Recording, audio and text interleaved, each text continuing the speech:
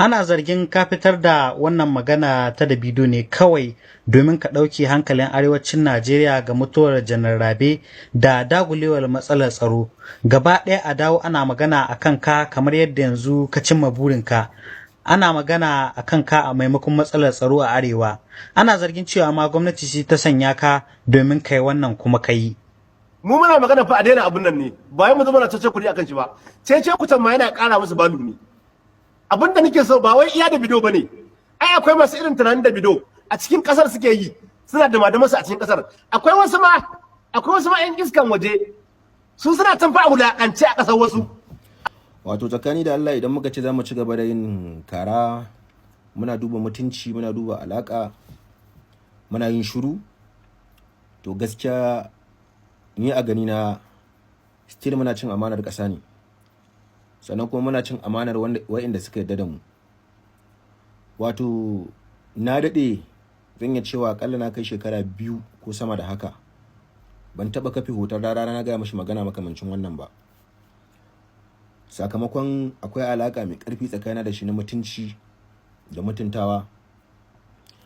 Sannan kuma kowa da ya sani bana tare da shi a siyasance, bana ra'ayin yin tafiyarsa da kuma yin siyasa irin siyasar da yake,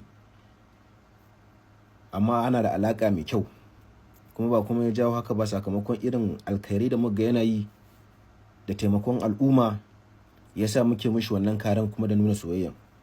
To amma abin da muka duba muka gani shine akwai cutarwa a cikin lamarin, sannan sharrin ya fi alkhairan yawa. Wallahi sharrin ya fi alkhairan yawa. Wasa da hankalin mutane kawai ake yi. A duk lokacin da aka ga wata gaskiya sai a kokari a dakushe ta da wata hayaniya wanda bai taka karya ba. So yanzu mun daura damaran zamu yaki, zamu fito mu gaya maka gaskiya a duk inda kai kuskure, ba za mu yi shiru ba gaskiya. Dan abun wallahi akwai rashin imani da rashin tausayi a ciki. Ba wani gaskiya da rarara yake iya fitowa ko a cikin waƙen shi ko a cikin bayani da yake fitowa ya gaya mutanen nan, sai dai ya ce ya je personal, ya kai kukanku. Tun da kake zuwa mun taɓa ganin clip na bidiyo da yayin da kake bayanin cewa kaza ga matsalan da muke fama da shi, sai dai a yi shi a wajen, a bar shi a wajen. Iya waɗanda suka je ne suka san me aka yi, to su dama an riga an biya su, an dauki kudi an ba su a dafa bakin su.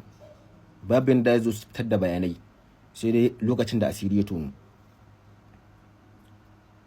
Mu je ka faɗa musu mun yadda ka faɗa musu, amma ya kamata duniya ta san cewa ka faɗa musu, tunda a duniya ake wannan abun.